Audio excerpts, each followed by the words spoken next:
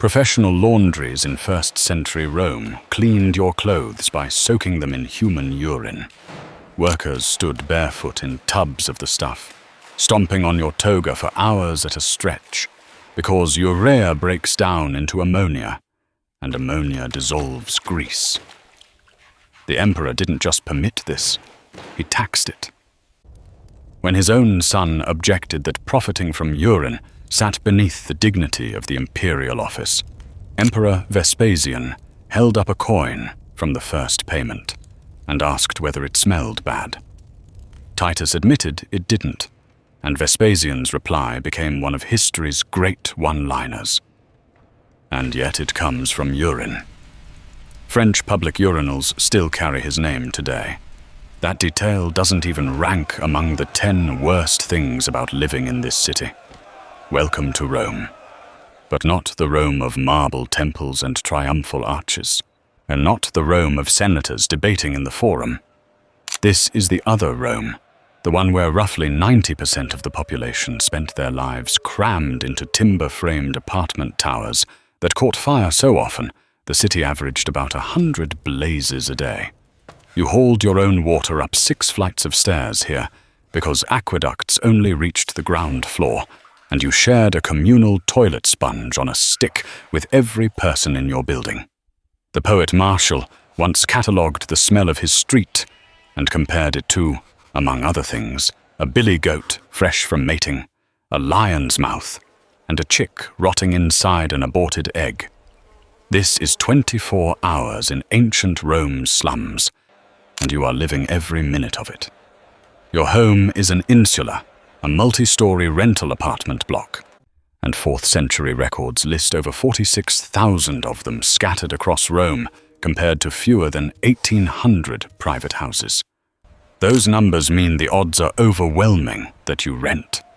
Your building stands somewhere between 4 and 8 stories tall, with brick and concrete holding up the lower floors and increasingly suspect materials stacked above them. The upper stories, which is where you live because that's where rent runs cheapest, are framed with timber, mud brick, and wattle and daub. The Roman architect Vitruvius specifically condemned this construction method as a grave fire risk with cracking plaster that wouldn't hold, and he wrote those words in the 1st century BC. They kept building the same way for generations after. Your apartment consists of a single room that doubles as bedroom, kitchen, and living space all at once. Running water never reaches you up here, and neither does a private toilet or glass for your windows, if you even have windows. Ventilation comes from whatever gaps exist in the walls, and your only source of heat in winter is a portable charcoal brazier burning inside a building made largely of wood, which is exactly as safe as it sounds. Rent for this arrangement cost dearly.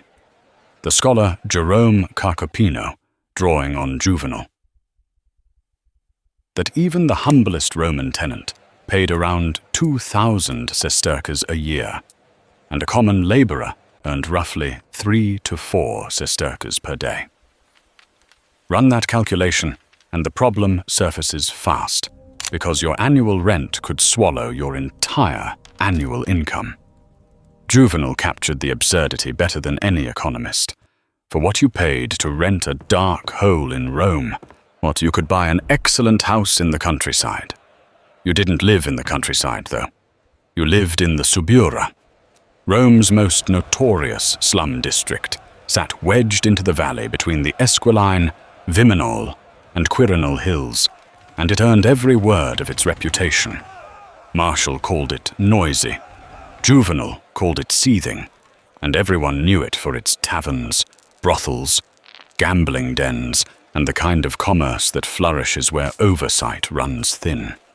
Julius Caesar himself lived there before becoming Pontifex Maximus in 63 BC, which tells you either something about his humble origins or something about the real estate market being terrible even for future dictators.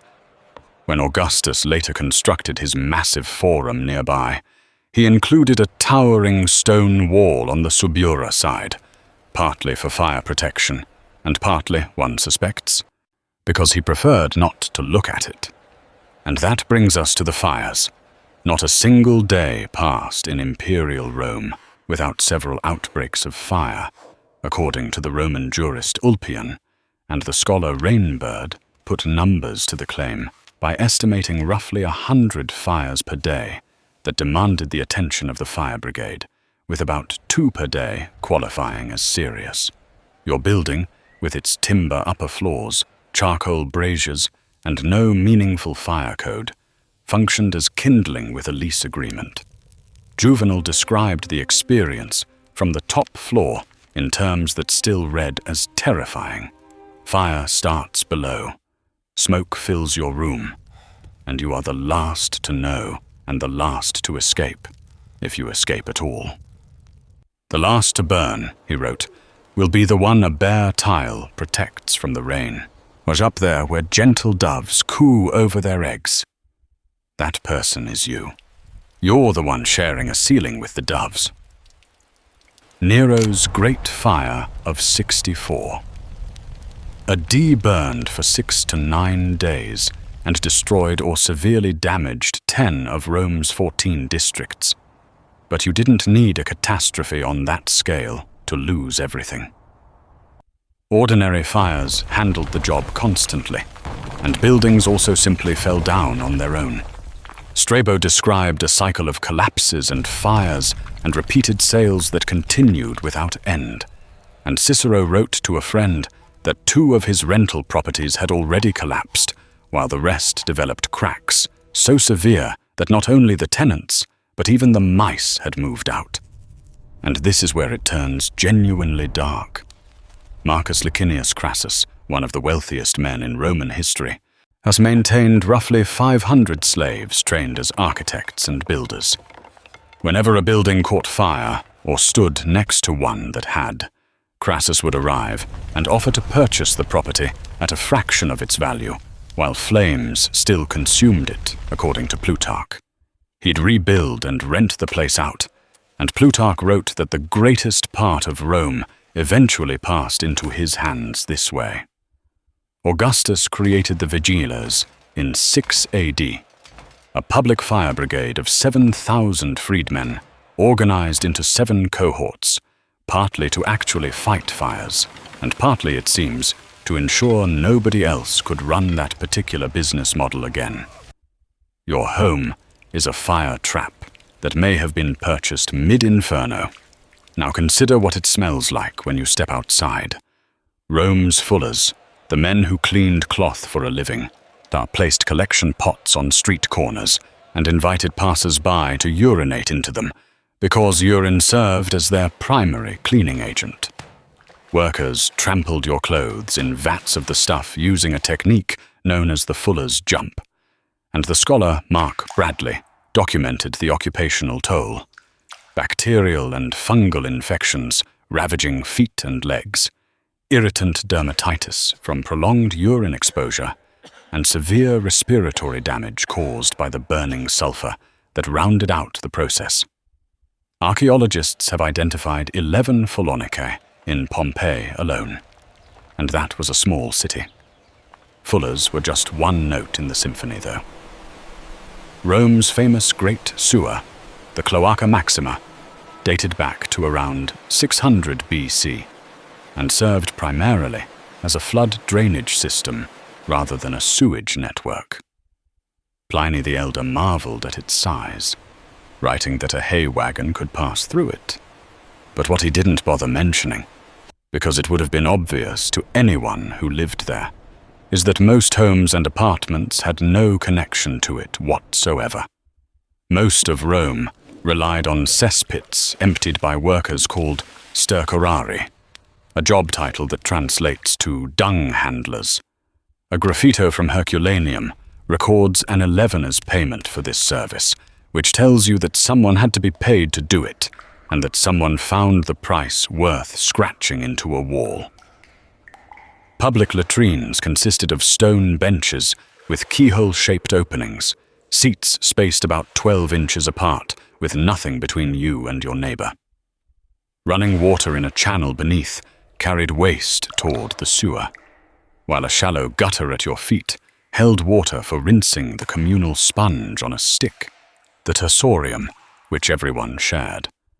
The archaeologist Anne Olga Koloski-Ostrov studied these facilities extensively and described them as dark, dank, dirty, crawling with rats and snakes, and occasionally prone to methane explosions.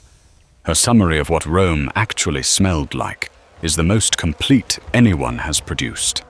Vast quantities of animal dung, vomit, pee, shit, detritus, garbage, and filthy water filling the streets with mold, dampness, charcoal smoke, stagnant well water, and clogged cesspits permeating the buildings. And when someone on the 6th floor decided they didn't feel like descending to the latrine at 3 in the morning, which happened constantly, they hurled the contents of their chamber pot straight out the window.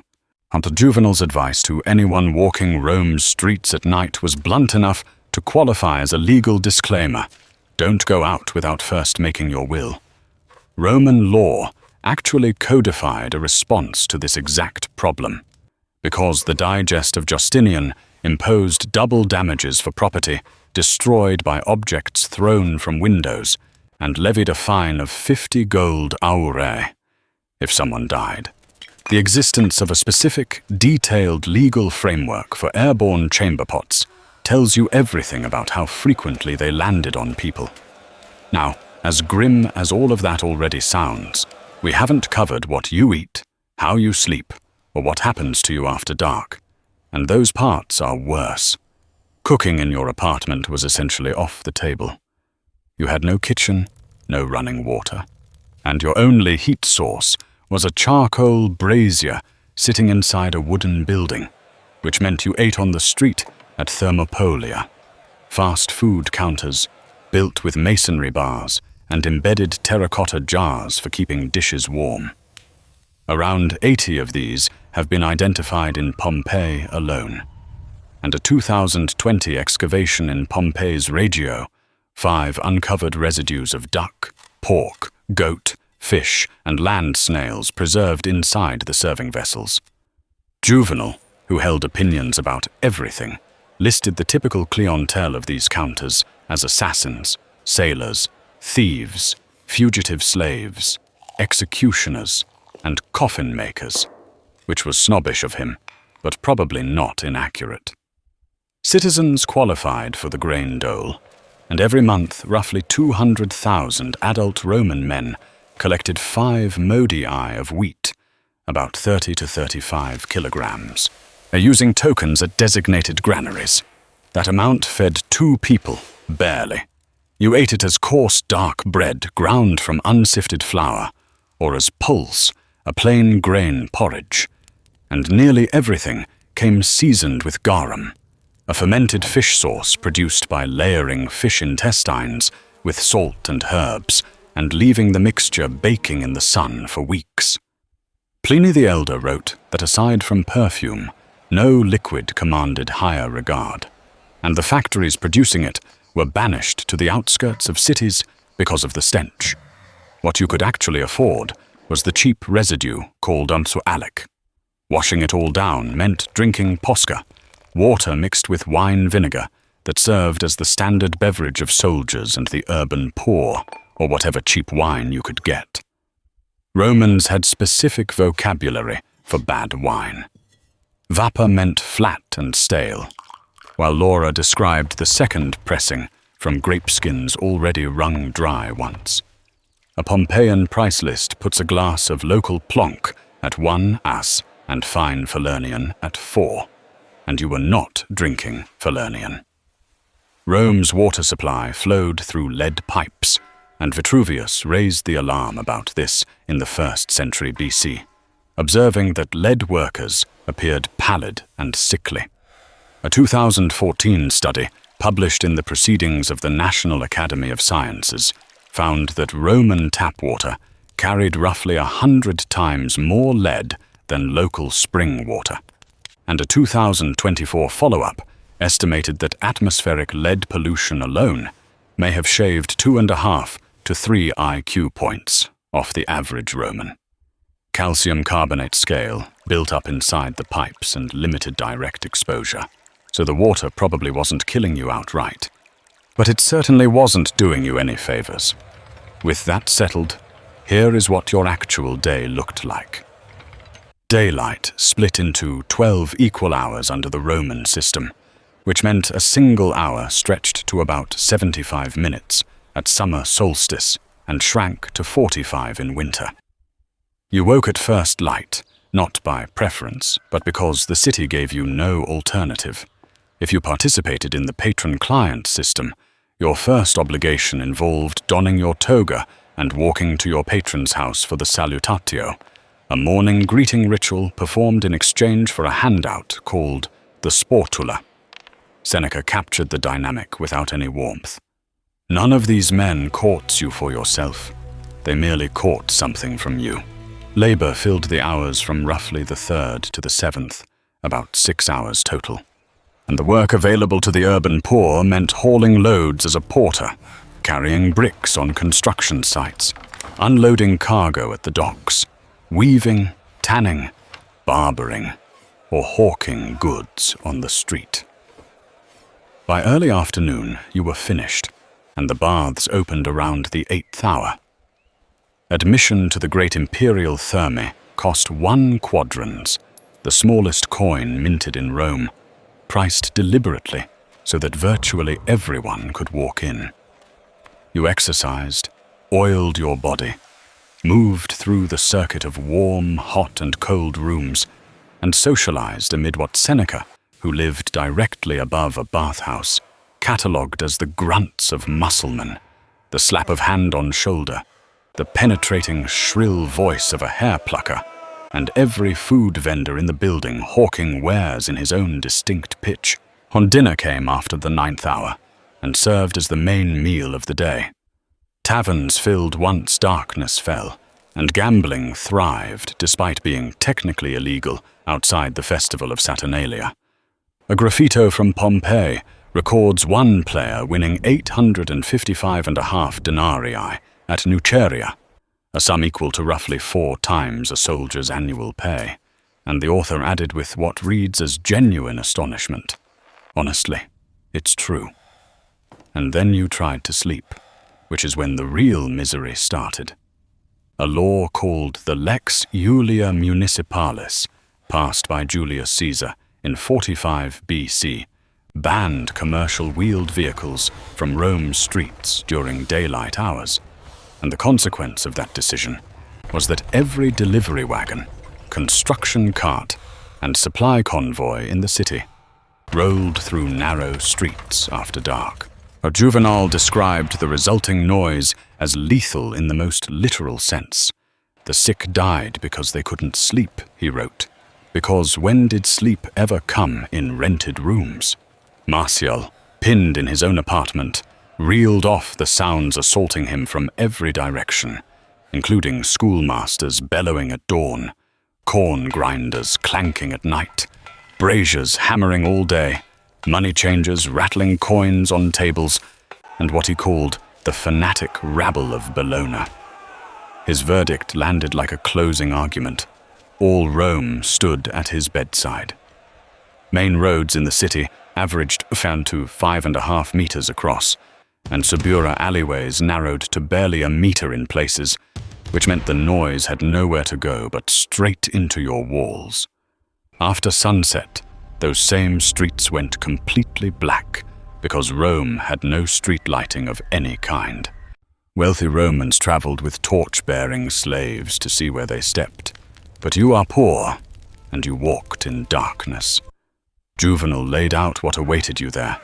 Drunken bullies who could not sleep until they'd beaten someone, muggers working unlit alleys without interference.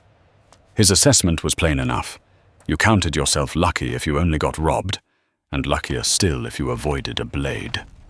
The Vigiles patrolled at night, numbering 7,000 men covering 14 districts, but their primary job remained fighting fires rather than policing crime.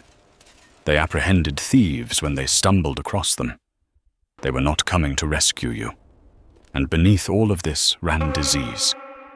Average life expectancy at birth across the Roman Empire landed somewhere between 20 and 30 years, a number dragged down heavily by staggering infant mortality, because roughly 25 to 35% of babies died within their first year, and up to half of all children never reached the age of 5.